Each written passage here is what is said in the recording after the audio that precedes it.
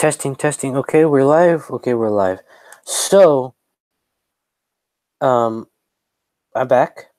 I've been on hiatus right now, doing things in the academia, in the world of academia right now. But right now, I have time to do a little, maybe 10 to 20 minute video, explaining why certain things are right. Um, as if you're on Twitter and if you're on YouTube, um, a plethora of information came out for Spider-Man 2018.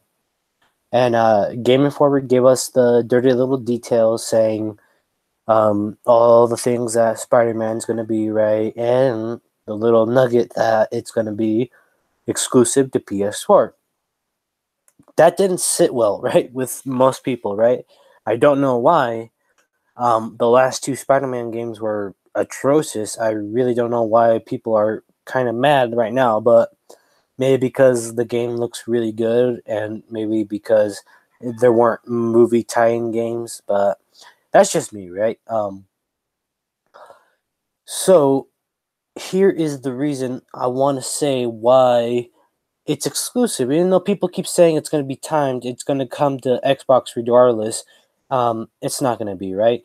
So Sony, Insomniac Games, and Marvel have teamed up to make a Spider-Man game, right? And I don't know how this goes. I don't know. I'm not a game industry insider, but I think Marvel has the rights back from Sony, and Sony has the movie rights. It's some weird partnership they're doing, right? Because we have Spider-Man Marvel. It's not Spider-Man Sony. It's Spider-Man Marvel, right? The Homecoming, the one with Tim Holland and all them. I think Sony still has rights to make movies because we're having that Venom movie, right? Um,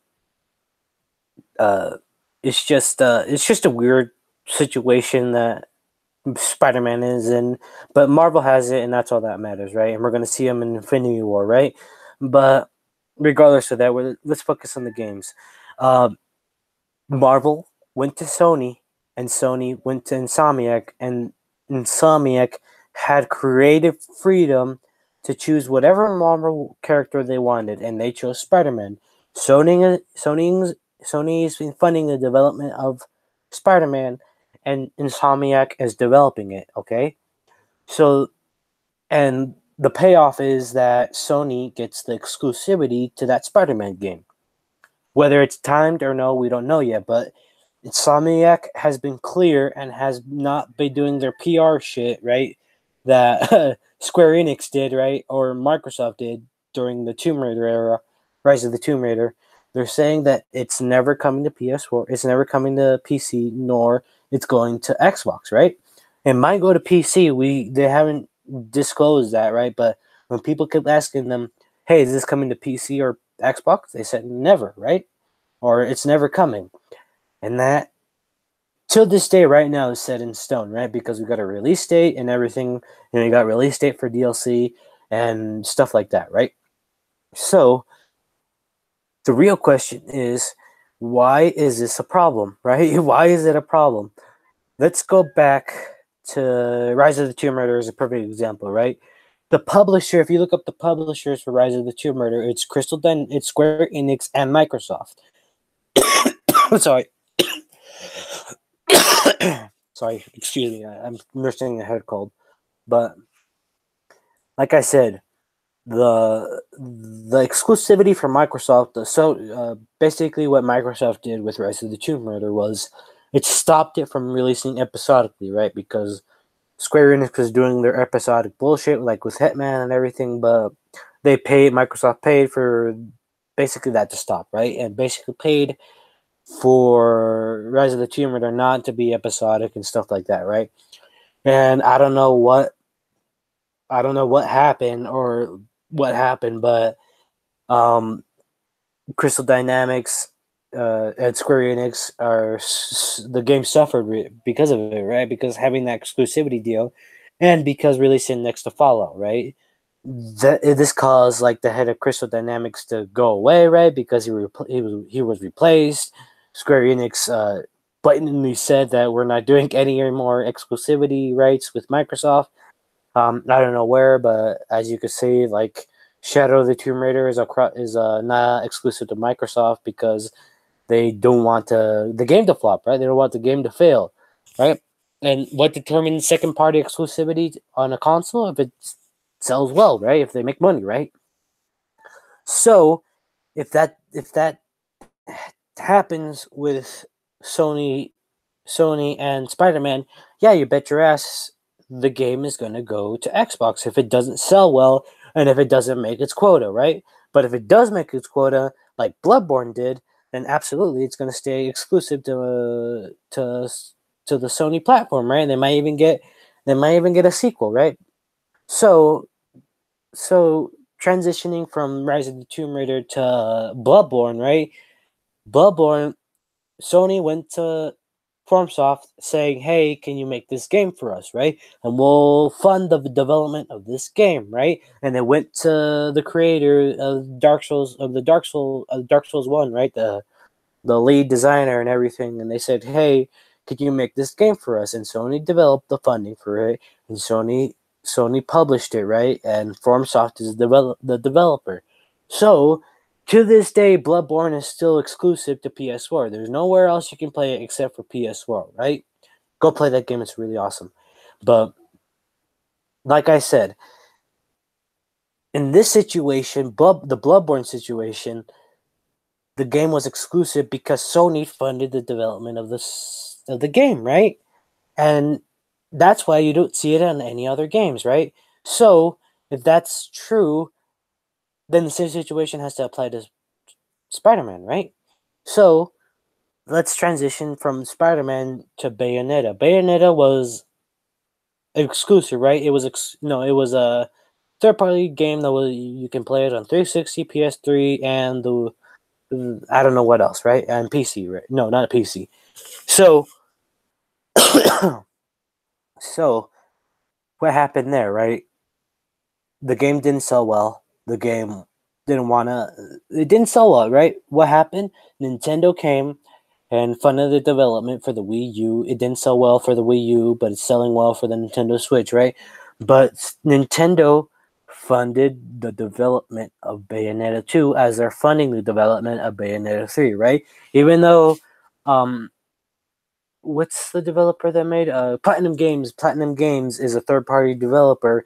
They're doing a deal with Nintendo to make an exclusive, right? The same reason why Marvel went to Sony is like, hey, you can have this game exclusive to the PS4, and you can choose the developer, right? Sony, being laissez-faire with their developers, right? They said they go to the developers and they make risk, right? And it pays off in the end, right? Um, said to Insomniac Games, hey, you can make any game you want using the Marvel characters, right? And they chose Spider-Man. So the reason why it just keeps going back, it doesn't take that much logic to reason yourself why this game is exclusive and why Tomb Raider was a time exclusive, right? Because Microsoft basically paid to make that game not available for PS4 owners for about a year, right? This is different, right? This is a totally different situation because Sony paid the development of Spider-Man, right? Sony is the publisher, only publisher. Insomniac Game, Marvel's not developing this. Insomniac Games is not developing this. Sony is developing this, right? Sony is the only sole publisher that is making this game, right?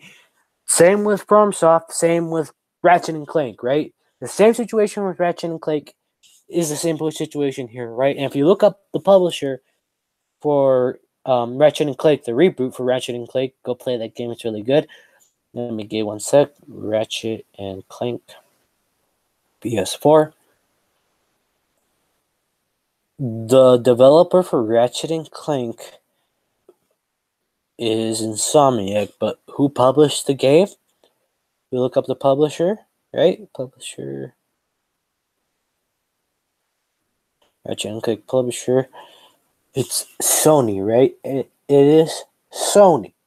The reason why Ratchet and Clank is exclusive to PS4, even though Insomniac Games made it, is because it is published and funded by Sony. Sony is paying the bills for Insomniac to make the game. So why would they put it on Xbox other than if it's not selling well, right? If the game wasn't selling well, let's say that, hey, Spider-Man 2018 is a flop, right? There's a flop, then Marvel can come in and tell Sony, hey, we got to make return on investment, right? Please, Sony might put it on PC, then they might put it on Xbox, right?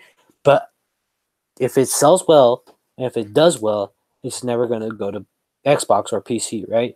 So, like I said, it doesn't take a genius to reason themselves into this, right? Just look at the situation with Ratchet, look at the situation with Bloodborne, and then look at the other situations with second party deals with Sony, right? Sony's paying the bills, for development, right? Yeah, it sucks that this game won't be available on all platforms, but that's just how competition works, right?